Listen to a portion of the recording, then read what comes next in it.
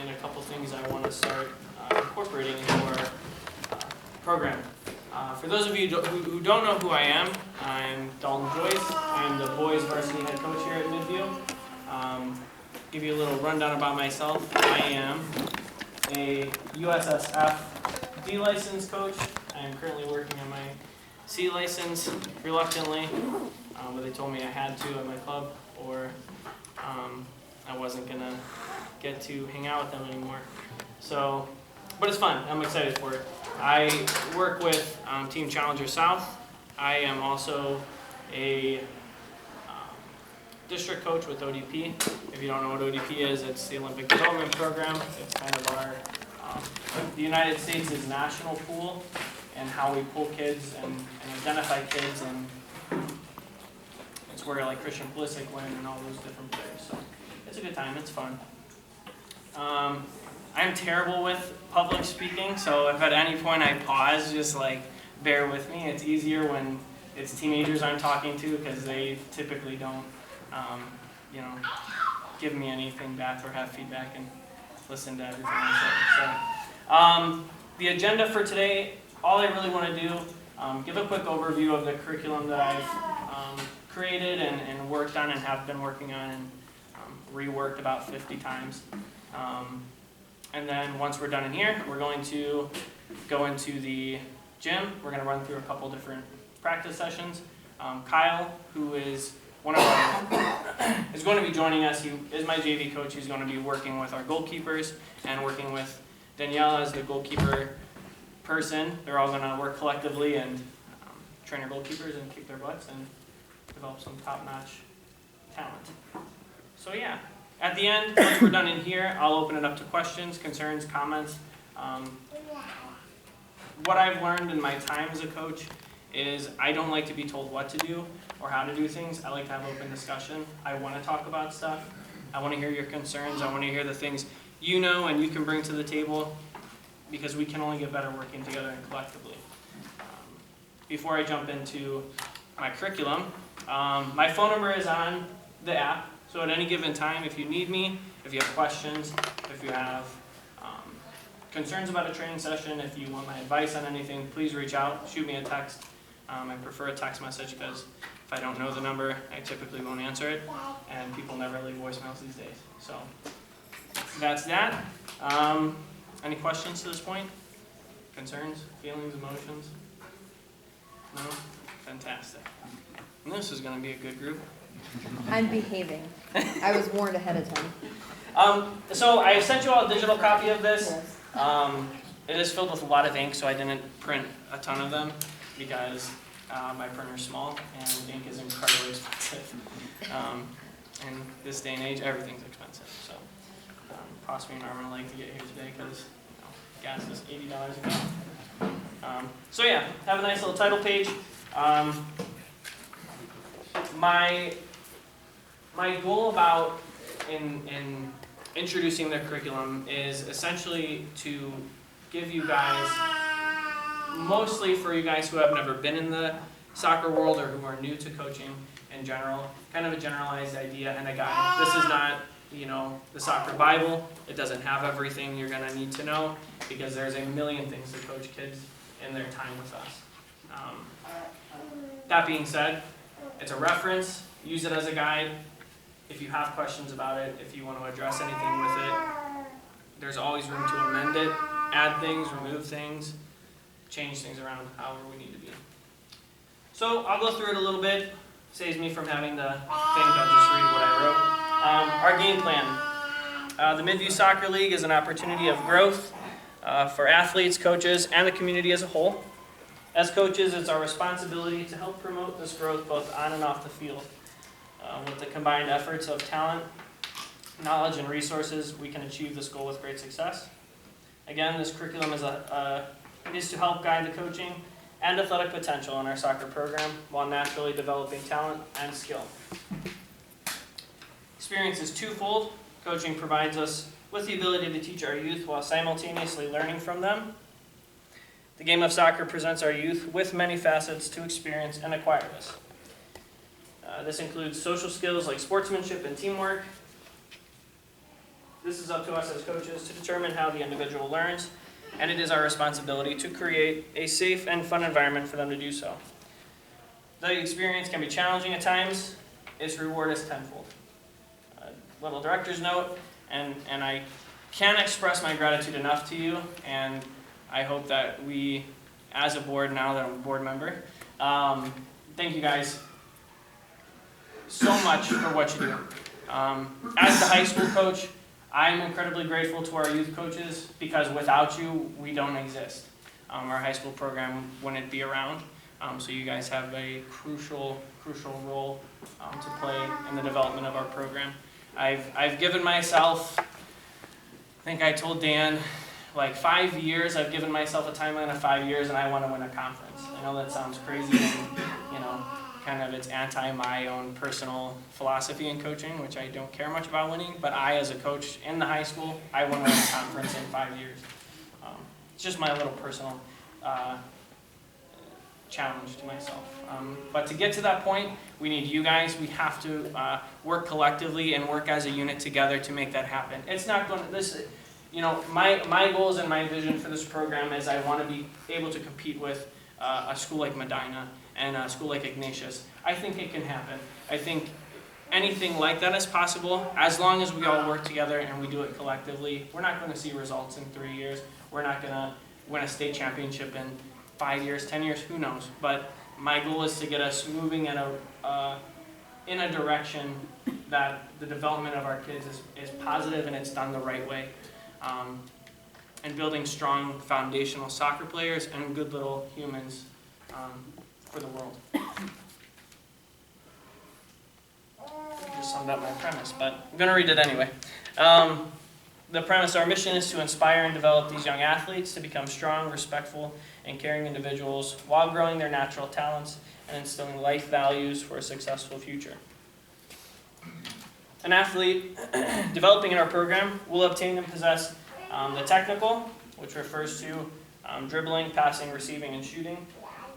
Tactical, to strategically work as a team, to attack or defend as a single unit. The physical, to jump, run, skip, hop, have balance. And the psychosocial, to function physically and emotionally as an individual and as a team member. And all these abilities are obviously associated with the game. We'll have a full understanding of the game, its rules, and its terminology that we use within the game. Because there's a lot of it, and I have a little portion of it in the curriculum. Because I can't, it's soccer's crazy. Our philosophy, players, parents, and coaches grow with the game of soccer. I don't know everything. I'm not going to sit up here and tell you that I know exactly how to fix your problems that you have with your team or your athlete. If anybody you know tells you they know everything about the game of soccer, they're dead wrong. Anybody that wakes up thinking they know this game is wrong. Tom Turner, great guy with the State Association, just called me the other day, and we were talking about the C license, and I'm like super anxious about it. And he's like telling me about this play, practice, play, and this whole new like philosophy they're doing. I'm like, dude, I just got used to the last thing we did, and now so it's ever evolving, and that's what I want as a coach. That's what I want to be, is ever evolving, ever learning, ever throwing myself into scenarios that I can get something out of. I recently changed clubs. I really wanted to get a whole new experience. I went from a club that I was really comfortable in, that I knew everything and I knew everybody and everybody knew me, to a club that nobody knows me and nobody knew me, and I was incredibly uncomfortable all the time. Oliver Condell is my director of coaching. Every year goes to the Chelsea Academy to learn. That's terrifying because I'm a huge Chelsea Football Club supporter. So from a personal standpoint, it was intimidating going into an environment where you've got someone who's really watched physically Christian Pulisic train and develop, and all those kids in that academy. So, I encourage you guys always to challenge yourselves. I am personally fighting every day for my kids by throwing myself into uncomfortable situations, and I want us as coaches to challenge ourselves to constantly, I guess I should word it, the more we challenge ourselves as coaches, the better they're going to be.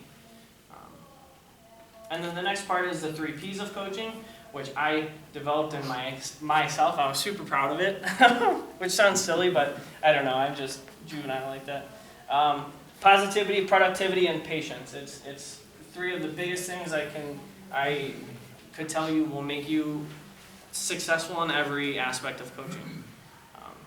Positivity, coach with authority, and good motivational attitude. Young athletes are impressionable, and how you respond to adversity will inherently be how they respond to it. I can't tell you the amount of times I've been in situations, and especially this past year was my first year with my own high school program, and I got my first yellow card, and then another one, and then another one, and it was incredibly humbling. Because I've always preached with my younger teams to be positive, and positivity, as I say, breeds positivity. And you learn quickly in high school that it has to stay that way. You can't get worked up. I could sit here and we did a couple different things in the high school season last year. One was really introducing possession and being super specific in our possession and how we wanted to do it. And there was games that I had players maybe that never played for me or maybe didn't want to listen or were tired and just would float off into the realm of wherever they were going, and it's enraging. But the positive outtake was I pulled that player off, and a freshman got an opportunity, or a sophomore got an opportunity, or someone who needed a chance got the chance. So I'm big on positivity. Your sideline etiquette should always be what did we do well and what can we improve. Again, if you catch yourself getting frustrated, stick your hands in your pockets, because that's what I've learned to do when I get mad at referees now, is I stick my hands in my pockets. So if any of you come to the high school games, my hands are in my pockets, I'm really not a happy camper. So yeah, that's positivity. I won't beat a dead horse about it. You guys are grown-ups, you get it. Productivity, always ensure games and practices are productive. Each athlete should walk off the field learning something new. Obviously at the younger ages, everything's new, everything's going to be productive. If you walk into a training session with the bumblebees, for instance, and they take away juggling, if it's new to them, it's new to them. That's great. But always try and find a way to make sure you're being productive. Try and avoid being monotonous. If you find yourself doing the same thing every day or every training session, or they catch on to that. They get it. They know that you've done red light, green light 100 times. Change it up. Make it challenging for them. Give them limitations. Implement restrictions. But allow them to, how do I want to phrase it? Make sure they are taking something away from it. Make sure the sessions are somewhat productive. If you need help, reach out. I'll help you. I'll come run your training session for you. That's why I'm here. And patience. Patience, I think, goes along with positivity. The athlete's desire to play and their development is more important than wins and losses. Each athlete develops differently. Focus on building strengths, improving weaknesses individually and as a whole to promote growth for the individual and the team respectively. Again, just kind of touching base on what I just said. I could tell you all the things that I had to work on with Hunter. We could sit and list it, because I know every kid that I've ever coached, and I'm not asking you to do that, but I could tell you every kid and retrace that team and every kid on that team and the things that I knew they needed to work on and why I did it. I could tell you every kid on Nathan's team and still on Nathan's team and what they need to work on and the things that I specifically did with them. Because at the end of the day, and having coached, and if I hadn't mentioned it before, I was an assistant coach for a Cuyahoga Community College. Played there, coached there, was great. Not once have I ever asked them what games they won or tournaments they won at U10, because I don't care. Because what is the product we have now? Are they productive? Are they hardworking? Are they positive with their teammates? Are they encouraging with their teammates? Do they lead by example? All the things we want in a good kid, it's the same things we want in a good athlete and a good soccer player. And it's important for us to recognize we can't let. We all want to win. I want to win. I want to win everything. I want to win more state cups. The one I have in my house is not doing it for me. I want to win more. But I know my 2013s right now is the age I coach with Challenger. I know when I get into a game what I'm coaching. If I'm going to win, I'm not going into it for the right reason. If all week long we've worked on defending, that's the only thing I'm thinking about when I'm coaching my game. It's the only thing that matters in that game, because that's the takeaway. If you leave the game and you lost 1-0, but you stopped 9 out of 10 shots on goal because they implemented what you instructed, you've just won. Because you can get frustrated and, oh, we shouldn't have let that go in because little Johnny doesn't really play goalkeeper, and I make that excuse in my head all the time, and I do it all the time now because I have one goalkeeper that I like to put on the field, and the ball will go through his legs or it just rolls to the side and just stares at it, and I'm like, what are you? Any sensible person's going to go for it, but little Johnny doesn't play goalie, and whatever, it is what it is.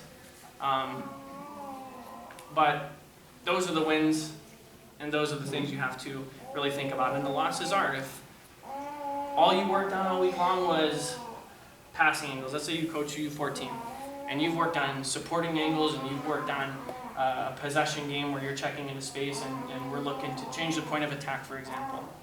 If they didn't change the point of attack one time in that game, and you coached it all game long, change the point of attack, and they didn't, that's your loss, and that's what you take back to training the next week.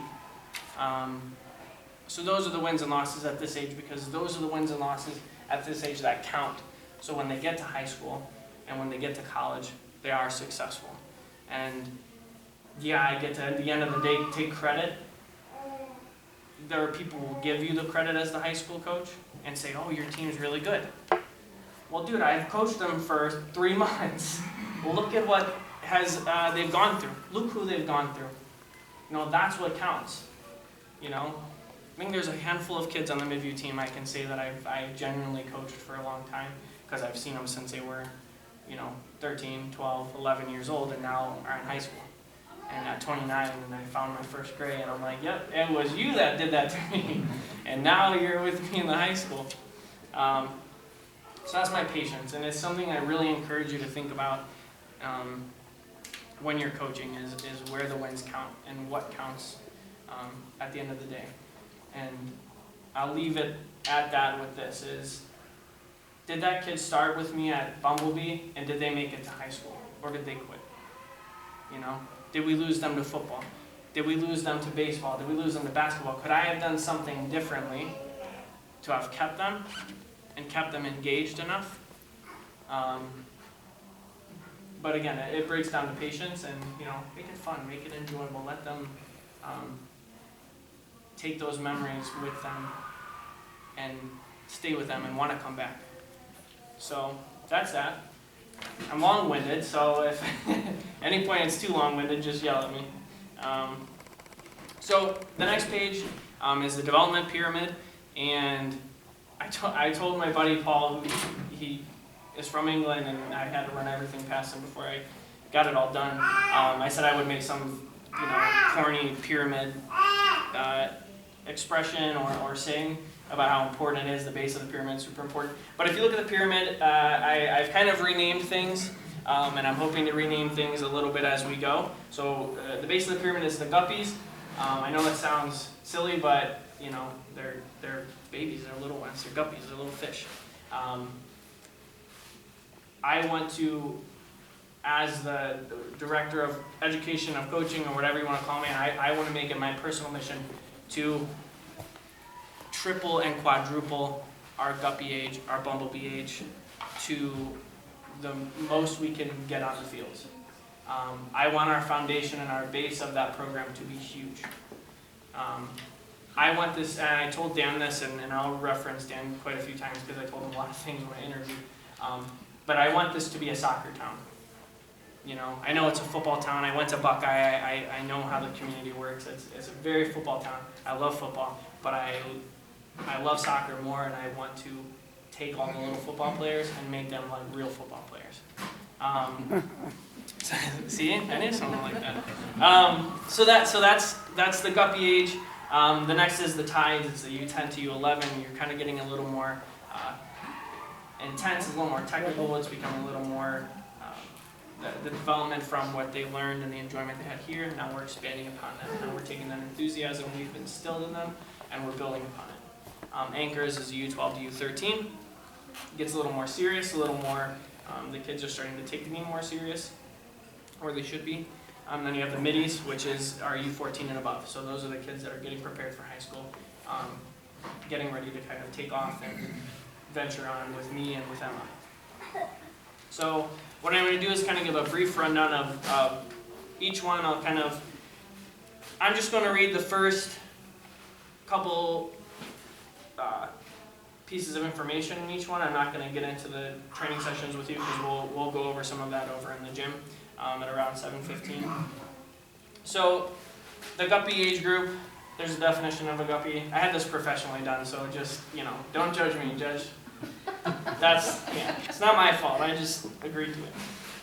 So this is the youngest and most impressionable age group. It is imperative to establish a solid foundation of technical skills to help the player grow successfully in the program and sport. So the 4 different topics that we would cover in this age group, and it goes into detail if you look at the digital copy, is movement, running, balance and control, and dribbling.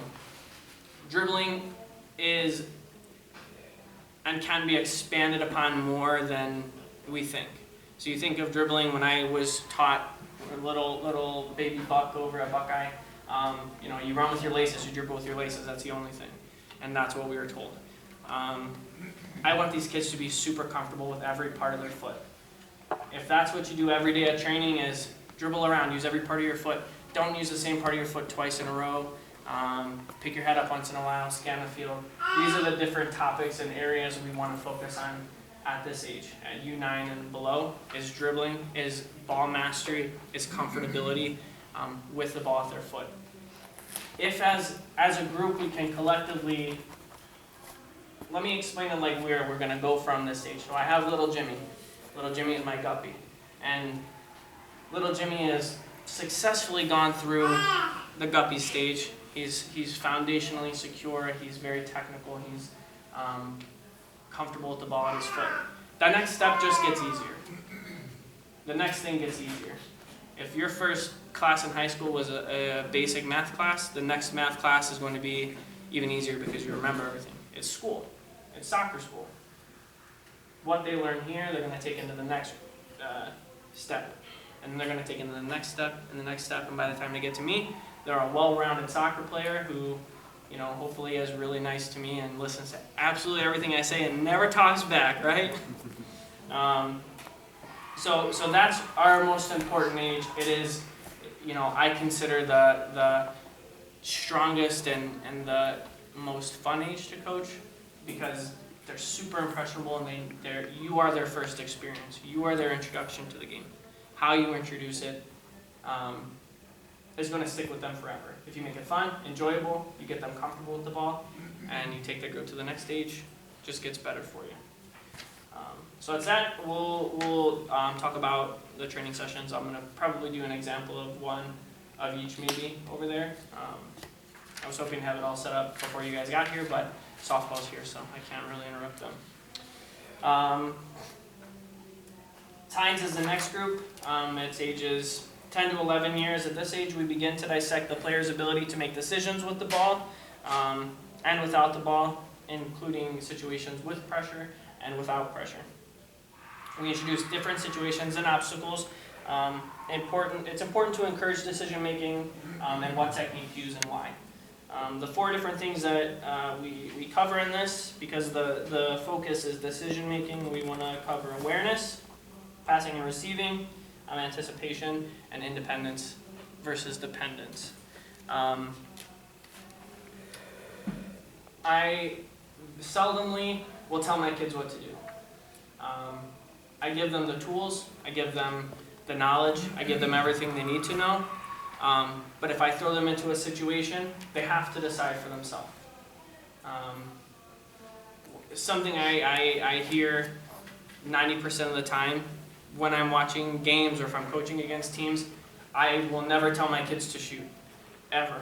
There's one thing I don't like to do, because if I haven't worked on it in training, they won't know how to make that decision in a game. And of course, there's going to be instances if your kid is here and the goal is here and they decide to go backwards, okay, you probably should have said something in that moment. But that goes along with decision making. That's probably the most basic way I can say that. But it goes with all different parts of the game. You know, one thing we've done recently that we're going to do over there is a lot of 1v1 situations, and my boys right now are learning about forcing players to commit. Making a player commit to one side or commit to something and taking advantage of it. Really kind of recognizing and taking advantage of your opponent. But with that is decision making again. I'm providing you the tools, I'm providing you the knowledge, you have the technical ability to do it, decide what you want to do. Because again, and I say this 100 times to the high schoolers, you know, when you are older and you're grown up, mom and dad aren't going to be there to help you decide, you know, the McDonald's menu at that point. Or they're not going to be able to help you decide, you know, what school to go to or what class to take. You know, you have to be a decision maker in general as it is. When you're on the soccer field, this isn't American football. As much as I like to think our set pieces and all that, yeah, you can work through stuff. It's a free-flowing game. And if we raise the kids to be free thinkers and independent thinkers, it just makes it that much better because then you get to see the creativity and you get to see the cool stuff and you get to see, you know, Lionel Messi is not, he's not like a standard soccer player. If you watch his movement, he doesn't do the same thing over and over. He's so just motion of the ocean, flowing and cutting and turning, and he feels the situation and he responds to the situation. And that's how I want them to be, and how I would like our players to be is able to respond to any given scenario. So that's our tides. Moving on, we have the anchors. The anchors is our 12 to 13-year-olds. The focus is strategy. Players at this stage have the foundational and decision-making skills to begin playing strategically. The goals for these athletes is to now determine when and where to implement specific skills, emphasizing team effort needed to be successful. The 4 different topics we'll cover are possession, introducing possession, and games involved in that, support, communication, and creativity. One of the big, and it's on here and I'm just going to elaborate on it, Rondo, if anyone's familiar with Rondo. It's one of my favorite games. It's a box and you just stick 2 players in the middle and you let them pass around. The guys on the outside will pass the ball. It's keep away. There's monkey in the middle.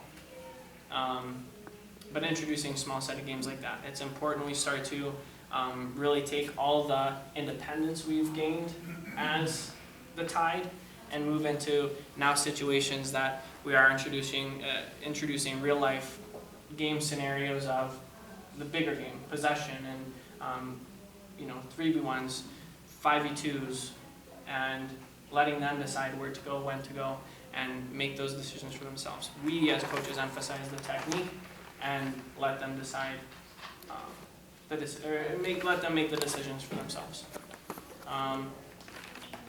So that's the anchors, and then the final portion of this, I'm cutting it kind of close, is the middies, and this is the 14 and above.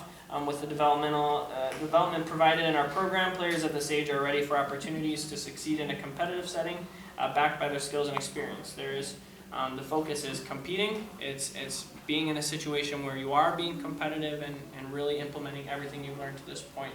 And now it's teaching players their identity, formation, and results. This is kind of the final step. When they get to U14, you're their last impression before they come to us at the high school. Really making sure they're aware that, you know, Emma and I are not going to take lack of effort lightly. And reminding them and encouraging them that you're getting to a whole new level of competition. You're moving into a setting where it was fun and we had oranges at halftime, snacks, and it was, you know, it was a little more laid back. Now we're in a situation where we have to go play Avon next week, and, you know, the next week is Brunswick and you're playing these big giant schools, and it's real because they're not going out there to be your friends. They're coming out to compete because they want to win their conference just as much as we want to win our conference. And then you can begin to really introduce formation and tactical awareness and start to introduce really those elements of the game that at U8 and U9, a kid's not going to understand a give and go, and they're not going to understand certain things to the fullest extent and its impact on the game. You can try. I've tried. I think I did a couple times with Nathan's team.